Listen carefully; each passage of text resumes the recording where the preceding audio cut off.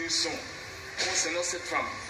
Le Seigneur m'a dit, c'est pas bon de vivre dans la jalousie. La jalousie n'est pas bonne. En deuxième position, nous ne devons pas refuser de pardonner. Il faut toujours pardonner. Elle a refusé de pardonner le pardon de son mari. Et en troisième position, nous n'avons pas droit à commettre l'adultère. Et pour finir, nous n'avons pas le droit de tuer. Ne tuez pas. Le Seigneur m'a donné ces 4 leçons. Il faut éviter, dire au monde, à ceux qui m'écouteront, il faut éviter la jalousie, il faut éviter la jalousie, il faut toujours pardonner, ne pas refuser le pardon, accepter le pardon, il ne faut pas commettre l'adultère et ne pas tuer. L'histoire de cette femme est finie. On a progressé dans de différentes étapes de l'affaire, on continue. On est arrivé à un endroit où on a vu un homme qui fumait. Cet homme qui fumait, il s'était mis debout comme ça. Il a pris les oreilles, debout comme ça. Il a pris la cigarette dans ses bras comme ça. La cigarette était longue, à peu près même 15 mètres de long. Il a tenu la cigarette comme ça. Tout le monde fumait, le feu sortait des narines, des yeux, partout, des oreilles. Le feu dégageait. En tout cas, c'était partout le feu. Et il fumait, il tremblait, il criait, il pleurait, il pleurait, il pleurait. Quand le feu l'a brûlé, il est devenu squelette. Après, la chair a repris encore les os, le feu a rebrûlé, il est devenu squelette, la chair encore a repris, et c'était ça sa vie. Le Seigneur de me dit, je n'ai pas dit dans la Bible que notre corps est le temple du Saint-Esprit. Si quelqu'un détruit mon corps, le temple du Saint-Esprit, Dieu le détruira. N'ai-je pas dit? Et puis, là, l'histoire de cet homme est finie. On a progressé là-bas, devant, on est arrivé à un endroit de l'enfer. Nous avions rencontré un monsieur, c'est un militaire. Et ce militaire, c'est un centrafricain. Et je suis centrafricain comme lui. Lui là, le feu l'avait brûlé. Je l'ai vu, le ciel me l'a montré, de sa main droite, de sa main gauche, coulait du sang. Et de sa main droite, il avait tenu une arme. Une kalachnikov. Et quand il s'était mis debout, l'homme était debout comme ça. L'arme était de l'autre côté, le sang coulait. Le feu l'a brûlé. De la tête au plan de pied, quand de lui, il s'était décomposé. C'est-à-dire, c'est comme si tu prépares une chair. Tu prépares la chair, la viande, longtemps. C'est-à-dire, sa chair s'était donc dégagée des os. Sa chair descendait tranquillement. Les os étaient debout, le squelette debout, mais c'est la chair qui se dégageait des os jusqu'à constituer un tas par terre. Et l'odeur de son corps se dégageait. Le corps fondu par terre se dégageait, une odeur âcre. Et à fin de compte, la chair recouvrait encore les os et le feu brûlait encore. La chair recouvrait, le feu brûlait au fur et à mesure, c'était ça continuellement. En tout cas, il a souffert. J'ai demandé au Seigneur, qui est cet homme? Il me l'a dit. Il m'a répondu, ne connais-tu pas cet homme? J'ai dit, je ne le connais pas. Je ne le connais pas. Il m'a dit, mais nous sommes arrivés chez vous en Centrafrique. On on est actuellement chez vous, en Centrafrique. Comment me dire que tu ne connais pas cet homme-là? Je ne le connais pas. Il m'a posé la question suivante. Lors d'une mutinerie dans votre pays, n'avez-tu pas entendu parler d'un militaire du nom j'ai dit si. J'avais écouté parler de mes propres yeux, je ne l'avais pas vu. Alors, il m'a dit, le voici. En tout cas, cet homme, il a souffert. Son corps se fond par terre avec une odeur âcre. Sa chair recouvre le squelette, le feu brûle, ça recouvre le squelette, le feu brûle. En tout cas, il souffre continuellement. Le Seigneur m'a parlé de cet homme. Il m'a dit, cet homme, lors d'une mutinerie dans votre pays, il a fait beaucoup de choses de mal. Il a tué, il a versé le sang, il a volé, il a braqué. Il prend des choses par force. Il a volé, il a tué, il a fait beaucoup de mal. Et il m'a dit en conclusion, la rébellion n'est pas bonne. Ce monsieur, c'est un rebelle. La rébellion n'est pas bonne. C'est pas bon de vivre dans la rébellion, de pratiquer la rébellion, de voler, de tuer, de braquer, de faire n'importe quoi. C'est pas bon. Et cet homme a vécu dans ces choses et il est mort dedans, raison pour laquelle je l'ai pris ici en enfer. Et il souffrait vraiment atrocement. Et quand nous avions fini l'histoire de cet homme, on est arrivé encore à une autre étape de l'enfer. Là, je voyais des gens qui se baignaient. Donc, j'avais vu une étendue de baignoire avec des hommes et des femmes. Et je les ai vus assis dans l'eau. Assis dans l'eau, et l'eau les avait pris à peu près à ce niveau. Parce que les seins des femmes étaient dehors. Et ils s'agitaient comme ça dans l'eau, et avec leurs deux mains, ils puisaient l'eau, et ils buvaient. Ils puisaient l'eau, ils buvaient. Ils puisaient l'eau, et ils versaient cette eau sur les têtes, sur le corps. Et tout en pleurant et en criant. En pleurant et en criant. Je me suis ébloui subitement dans l'eau. Je n'ai plus vu leur propre chair. Je n'ai vu que des squelettes. Je dis au Seigneur, je vois les gens se baigner. Les gens boivent de l'eau. Mais les gens n'y sont plus. Il ne reste que les squelettes, mais c'est dû à quoi? Il m'a dit, ils ne sont pas assis dans l'eau.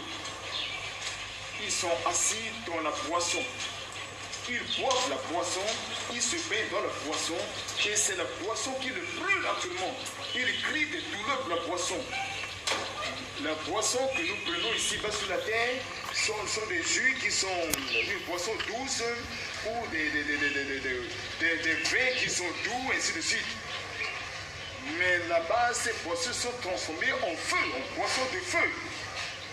Rapidement, leur chair s'accroît et la boisson en brûle, il ne reste que les squelettes dans l'eau. Après la chair s'accrue, le feu encore en rebrûle continuellement et ils crient, ils pleurent, ils s'agitent constamment et puis c'est ça leur vie.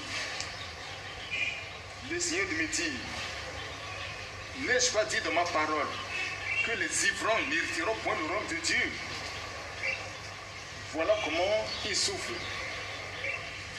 Ils boivent à l'excès, ils sont morts dedans, et la raison pour laquelle je les ai pris ici. Ces personnes dans l'eau, c'était à la fois des hommes, il y avait des hommes et aussi des femmes. J'apercevais des hommes et des femmes, tous étaient nus. D'accord. Merci. Et j'ai reconnu les femmes parce que leurs seins étaient dehors. Et eux, ils sont morts dans la boisson, ils boivent à outrance, ils boivent à l'excès, ils sont morts dedans. Et le Seigneur les a pris dans cette partie de l'enfer. Et après avoir fini avec ces buveurs, nous sommes arrivés à un endroit d'enfer où j'ai vu les hommes et les femmes tout nus, la tête par terre et leurs jambes étaient en l'air. Excusez-moi. C'est-à-dire ces gens-là étaient debout comme ça. C'est-à-dire la tête là était comme ça par terre et les deux pieds comme ça, renversés. Et ils se tenaient à l'équilibre, ils ne tombaient pas. Et le feu brûlait, d'abord le feu les brûlait.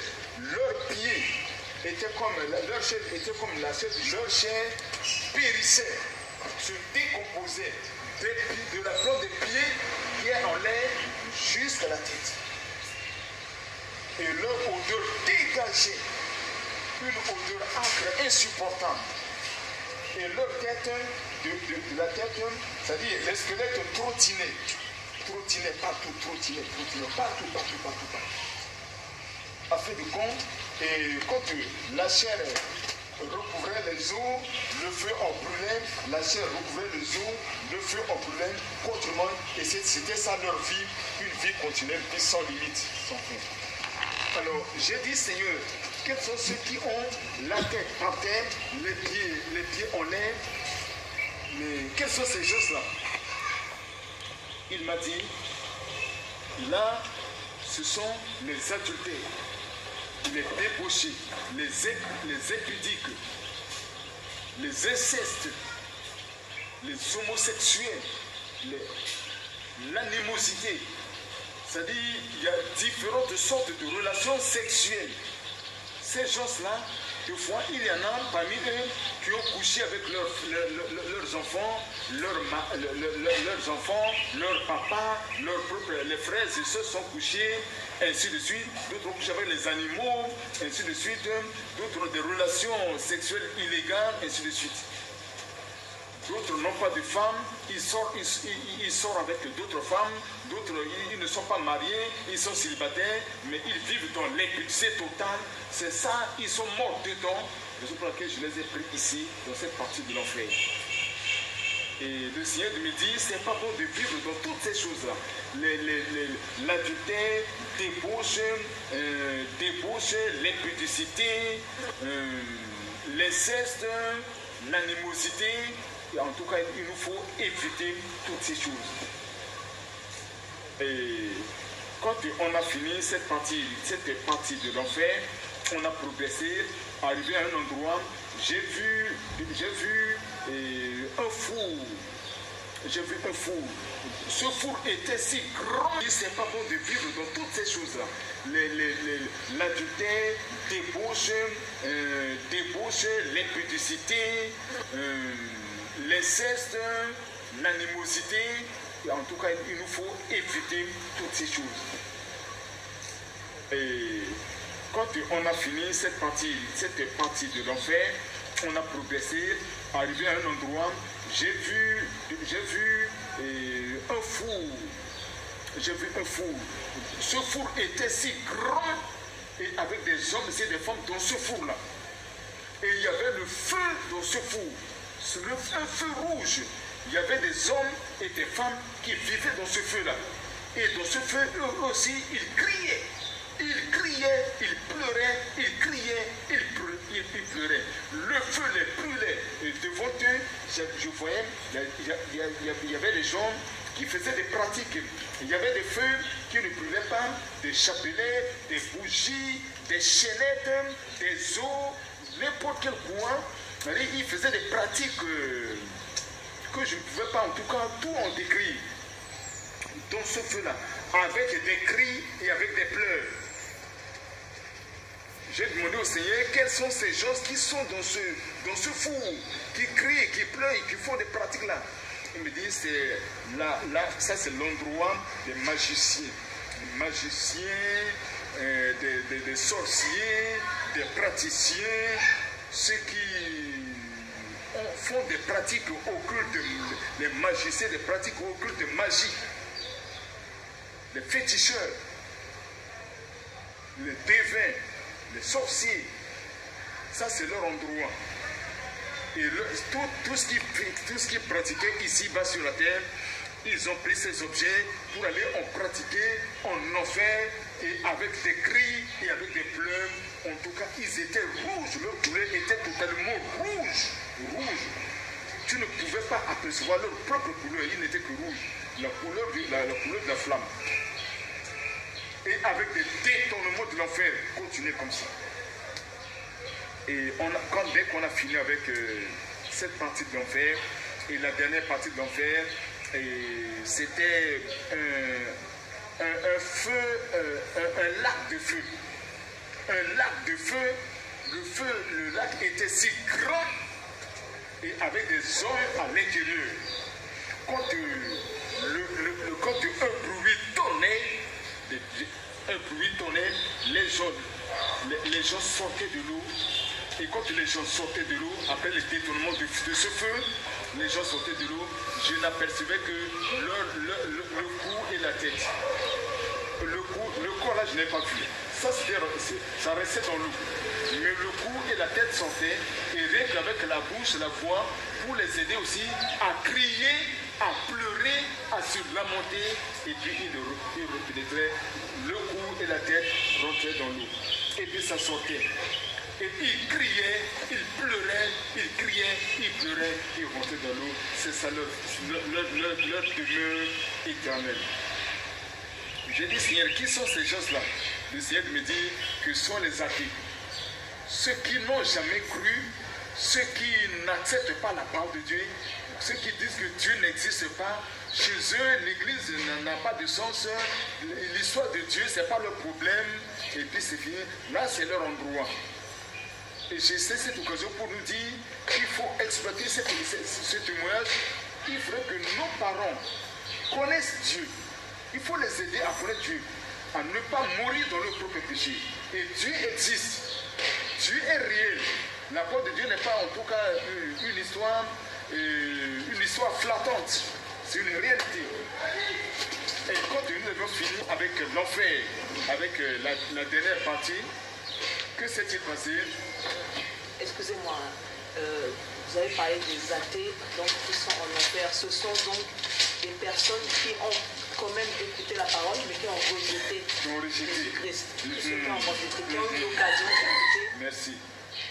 Après que nous avions fini avec l'endroit des athées, il m'a dit, retournons. Et en retournant, on n'est plus retourné par le chemin du tunnel. On a pris notre chemin. Mais en allant, l'enfer avec son bruit, cet étonnement, ça continuait. Ça continuait. L'enfer que j'ai vécu, c'est-à-dire si tu vis l'enfer, on ne veut pas te dire abandonne ce péché, abandonne ça, ne fais pas ceci, on ne te dira pas. Ce que tu as vu de tes propres yeux, c'est la gravité de l'enfer que tu as vécu va te pousser à te repentir, à changer de vie, à changer de décision. Le passé ne pourra pas t'exhorter. Ce que toi-même tu as vécu, c'est ça qui va te changer. C'est vraiment horrible. Le Seigneur m'a dit, repartons. On est reparti. Et donc ceux qui sont en enfer actuellement, c'est la souffrance est telle qu'ils se repentent. C'est ce que vous êtes en train de dire, mais c'est trop tard. Je n'ai pas bien compris le message. Non. Ceux qui sont en enfer, il n'y a plus l'occasion de repentance. C'est fini. Ils ont une peine qui est éternelle. Éternelle. Il n'y a plus de solution pour eux. Mais par contre, ils regrettent. Ils regrettent leur sort. S'ils avaient accepté la parole de Dieu, s'ils s'étaient repentis, s'ils s'étaient convertis, s'ils avaient donné leur cœur à Jésus, ils regrettent, mais c'est trop tard pour eux. C'est trop tard pour eux. On est reparti maintenant. On est reparti et arrivé à un endroit, tout juste sous un arbre, il m'a dit, assois-toi. En m'asseyant, c'est en tout cas un bon fauteuil qui est sorti. Je me suis assis sur le fauteuil et lui aussi de l'autre côté. Nous nous sommes assis face à face maintenant. Et il m'a fait voir un arbre. Il m'a dit, as-tu vu cet arbre? J'ai dit, oui. J'ai dit, je vois. Et il m'a dit, grimpe de cet arbre, arrivé là-bas, et tu vas maintenant arracher ou couper l'objet, les articles qui te plaisent, et tu deviens riche. Dans cet arbre-là, qu'est-ce qui s'est passé? Sur le fait de l'arbre, il y avait les articles attachés qui balançaient. Il y avait l'argent comme ça. L'argent en billets, entassés, comme ça. Et qui balançaient partout. Il y avait des valises, il y avait des diamants, de l'or, c'est-à-dire il y avait des articles qui attirent pour avoir à envier et être en possession, qui balançait. Le fil qui tenait ces articles, il y avait seulement un petit fil, mais ce petit fil était capable de résister à des objets lourds. Ça ne se cassait pas. Il m'a dit, tu vois tous ces articles-là, grimpe cet arbre, arrivé là-bas, tu vas chercher ce qui te plaît, tu coupes, tu prends pour toi-même et tu deviens riche. En regardant l'arbre, y compris les articles là-bas, ça m'a plu. Et j'ai eu envie de grimper de cet arbre. Malheureusement pour moi, l'arbre était pris, était contaminé d'un liquide gluant qu'à tes époque, tu ne peux pas monter. Il faut tenir l'arbre, tu glisses. Il faut tenir l'arbre, tu glisses. Et il m'a posé la question, d'abord, c'est moi qui j'ai vu l'argent là-bas, l'argent entassé, j'avais envie de grimper cet arbre, de ne pas couper d'autres articles que l'argent. Et je me disais que si je réussis à grimper, je vais couper rien que l'argent, couper, et puis prendre en quantité les articles ne sont rien, et puis je devenais riche. Mais l'occasion, les moyens pour grimper, c'est pas facile. J'ai posé la question suivante au Seigneur. C'est difficile de grimper. Qui peut grimper de cet arbre? Lui de me dire, regarde là-haut. N'aperçois-tu pas quelques fils libres où il n'y a pas d'article? Il y en a où il n'y en a pas. Je dis oui, il y a des fils qui sont libres où il n'y a pas d'article. Il m'a dit, mais tes amis ont grimpé, ils ont coupé les leurs. Grimpe, il va couper tes articles, ce que tu veux. Et moi aussi, je lui ai posé la question suivante. Comment ces gens ont fait pour grimper, bien que le bois est gluant, le bois vraiment c'est glissant? Comment ils ont fait? Ma question, c'était pour vraiment lui amener de me donner une réponse afin que je monte aussi et puis je vais couper l'argent. Et il m'a dit ceci. Si vous demeurez dans mes paroles et que mes paroles demeurent en vous, demandez tout ce que vous voudriez et cela vous sera accordé. C'est ce qu'il m'a dit. C'est dans l'évangile de Jean, chapitre 4, verset 7. Et quand il m'a donné la réponse suivante, mais je n'ai pas monté à l'arbre, j'ai accepté. Et le Seigneur de me dire, c'est ça mon chemin de bénédiction. Les gens voient que ce chemin est difficile. Ils utilisent d'autres voies et moyens. Des voies et moyens qui sont illégaux pour accéder à des bénédictions. Mais ce sont des bénédictions éphémères. En fait de compte, ils s'enrichissent, ils deviennent riches, ils réussissent dans leur vie ici-bas sur la terre, mais en finalité, ils iront en enfer où que nous devions visiter. L'histoire de cet arbre est finie. Et il m'a dit maintenant, on a abordé un point qui est maintenant fougueux, un point qui est saillant. Ça nous concerne, nous pasteurs. Sachant aussi, lui, Seigneur, que j'étais pasteur. Et il m'a posé la question suivante. Les questions suivantes. Pourquoi vous, pasteurs, vous n'enseignez pas la vérité dans la totalité aux enfants de Dieu? Pourquoi vous voilez certaines vérités au profit de votre bien-être ou de vos animaux que vous cherchez? Pourquoi vous aimez certaines brebis et n'aimez pas d'autres? Pourquoi vous semez la division dans vos têtes en aimant certaines brebis et en haïssant d'autres et à l'issue de votre intérêt? Vous cherchez des intérêts. Pourquoi cette vie? Pendant les cérémonies, les festins, vous, pasteurs, vous mangez, vos aliments sont autres. Vous mangez de beaux aliments. De beaux aliments, votre aliment que vous mangez, le verre que vous buvez, c'est autre. Et tout ce que vous donnez à mes brebis, c'est vraiment contraire de ce que vous mangez. Pourquoi vous le faites comme ça? Moi, le Seigneur, je n'ai pas de favoritisme. Vous ignorez que dans votre assemblée, certaines brebis vous dépassent en vie spirituelle, en maturité spirituelle. Certaines brebis vous dépassent dans la crainte de Dieu. Pourquoi faites-vous tout cela? Moi, Jésus, je n'ai pas de favoritisme.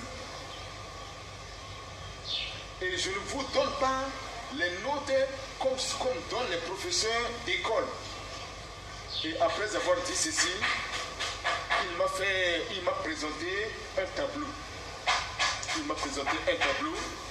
Le tableau était divisé en deux. Il y avait un trait au milieu.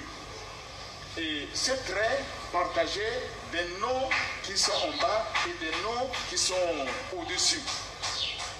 Et sur ce tableau était écrit apôtre, pasteur, évangéliste, prophète, docteur, les diacres, les diaconesses, les noms, les chrétiens, les abbés, ainsi de suite. C'est-à-dire différents noms que nous portons ici-bas sur la terre, j'avais vu écrits sur ce tableau. Et ces mêmes noms aussi ont été écrits sur le tableau et en dessous. Et il y avait un trait qui avait partagé les noms du dessus et les noms du dessous.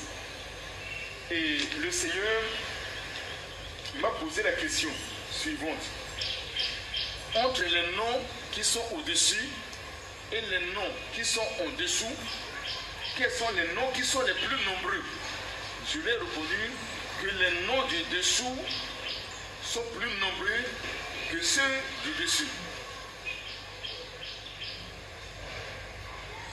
Il m'a dit, le milieu, la trait que j'ai tracé au milieu, c'est la moyenne. C'est 10, c'était sur 20. Le trait, c'est la moyenne de 10. Moins de 10. Tous les noms qui sont en bas, ils sont au-dessous de la moyenne. Donc, ils n'ont pas 10. Mais ceux qui ont les noms au-dessus de ce trait, au-dessus, ils ont la moyenne. Ils ont la moyenne. Donc, ils ont 10 en montant. Et il s'est tourné, il m'a salué, je l'ai salué. Depuis ce temps que nous avions fait notre parcours, c'est pour la première fois que nous tenons les mains dans les mains. Il m'a salué, je l'ai salué. Il ne m'a pas lâché. Il m'a dit, je t'encourage. Tes notes sont au-dessus de 10. Mais ça ne suffit pas. Regarde le tableau. J'ai regardé encore le tableau. Et cette fois-ci, les notes du dessus, il y a eu des notes, leurs notes. Chaque nom, il y avait des notes, il y avait des 12, des 10, des 15, des 16, des 14. Il y avait des notes devant leur nom. Et moi, il m'a dit, regarde, même les enfants de l'école dimanche te dépassent en notes. Regarde, même les femmes te dépassent en notes. Mais regarde, même il y a des jeunes qui te dépassent en notes. Regarde, il ne m'a pas lâché. Il m'a dit, repars, pas encore faire un effort pour compléter tes notes. Tu en écoutes, tu écoutes, je dis oui. Tu écoutes, tu m'écoutes, je dis oui. Tu m'écoutes, j'ai dit oui. Et il m'a lâché. Et en regardant le tableau,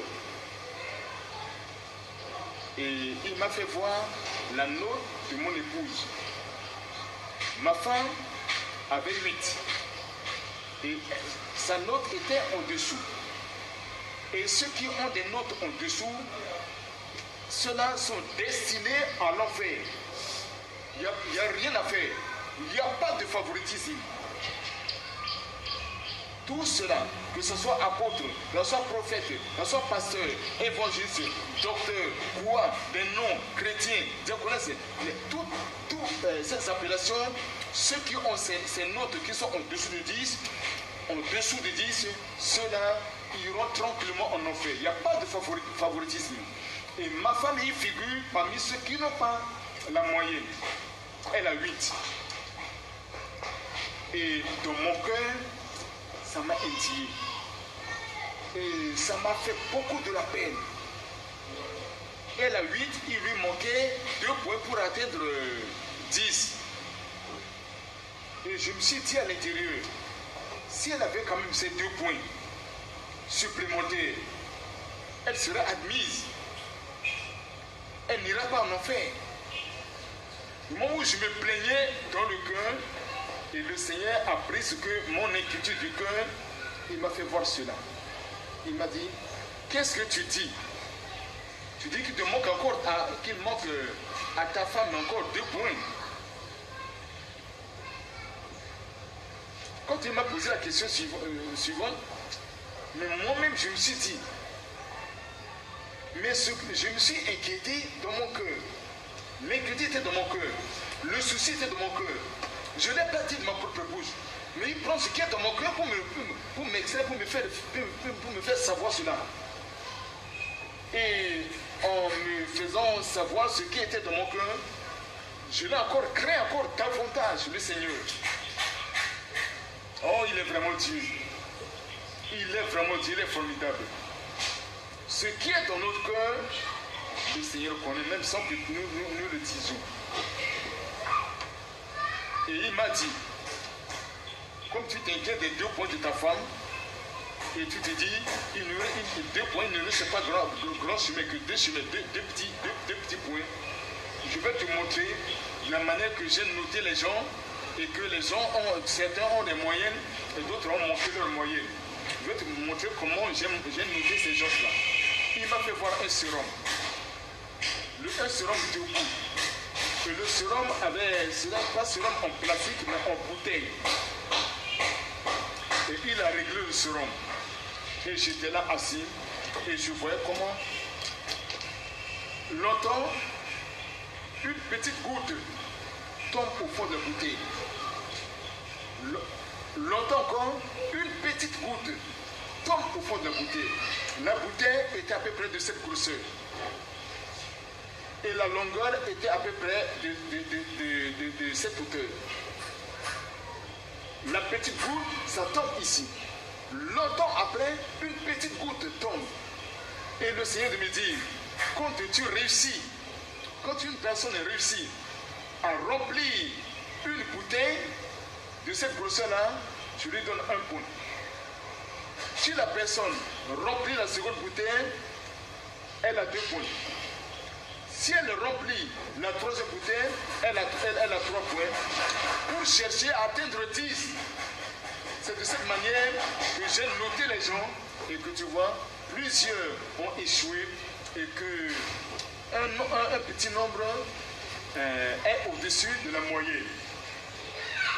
Et en me présentant la bouteille et en voyant la tombée des gouttes de sérum, et j'ai compris que les 2 points qui restent à mon épouse pour compléter ces 8 points, c'était vraiment un long trajet. Un long trajet. Remplir 2 bouteilles n'était pas facile.